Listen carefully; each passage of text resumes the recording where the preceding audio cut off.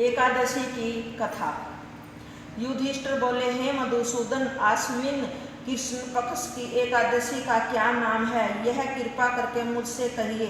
श्री कृष्ण जी बोले, अश्विनी के कृष्ण पक्ष में इंद्रा नाम की एकादशी होती है, जो कि अधोगति को प्राप्त हुए पितरों को गति देने वाली है। हे राजन, सावधान होकर सुनो। पहले सतयुग में शत्रुओं को दबाने वाला इंद्रसेन राजा था। वह महिष्मतीपुरी में धर्म से प्रजा की रक्षा करता हुआ राज करता था। वह पुत्र पौत्र और अन्न धन से युक्त होकर भगवान का परम भगत था। एक दिन राजा सुख से सभा में बैठा था। बुद्धिमान नारद मुनि आए। उनको आए हुए देखकर राजा हाथ जोड़कर खड़ा हो गया और आसन पर बिठाया। मुनि राजा से बोले कि हे राजेंद्र, तुम्हारे सातों अंग प्रसन्न तो हैं। नारद जी का वचन सुनकर राजा बोले, हे मुनि श्रेष्ठ, आपकी कृपा से मेरी सब जगह कुशल है।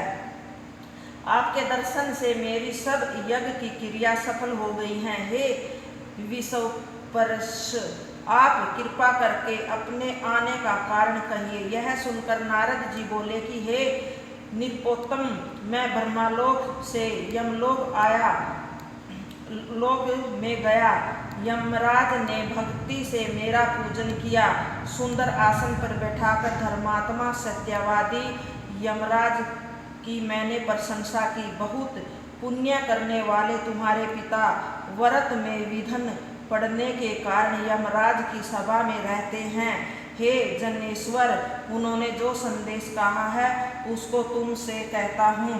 उन्होंने कहा है कि पूर्व जन्म के किसी विघ्न के कारण मैं यमराज के निकट रहता हूँ। हे पुत्र, इंद्रा के व्रत का पुण्य देकर मुझे स्वर्ग को भेजो।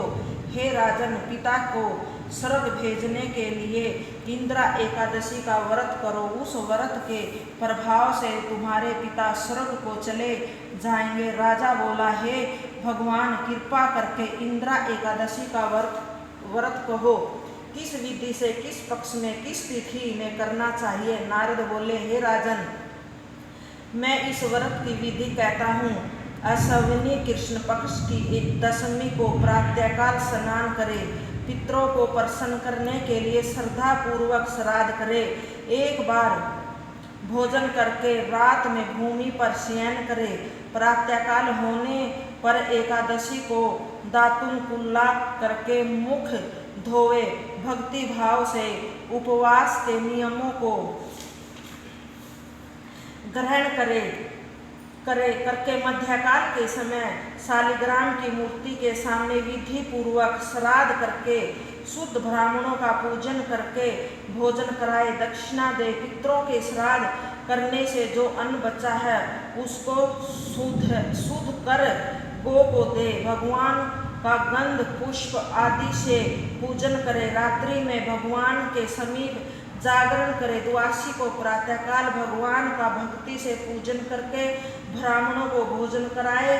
भाई, देवते, पुत्र आदि के साथ आप भी मौन से भोजन करें। हे राजन, इस विधि से तुम व्रत करोगे। ऐसा करने से तुम्हारे पिता स्वर्ग को चले जाएंगे। हे राजन, इस प्रकार कहकर मुनि अंतर्ध्यान हो गए। राजा ने विधि पूर्वक इस श्रेष्ठ व्रत को किया। उसका पिता गरुड़ पर बैठकर स्वर्ग को चला गया। इंद्रसेन राजा भी निष्कंटक राज करके गद्दी पर पुत्र को स्थापित करके स्वर्ग को चले गए। ये इंद्रा एकादशी के व्रत का महत्व मैंने तुमसे कहा है। इसके पाठ करने से, सुनने से मनुष्य सब पापों से छूट जाता है। इस लोक में सब सुखों को भोगकर अंत में विष्णु लोक में निवास करता है। जय एकादशा मैया की।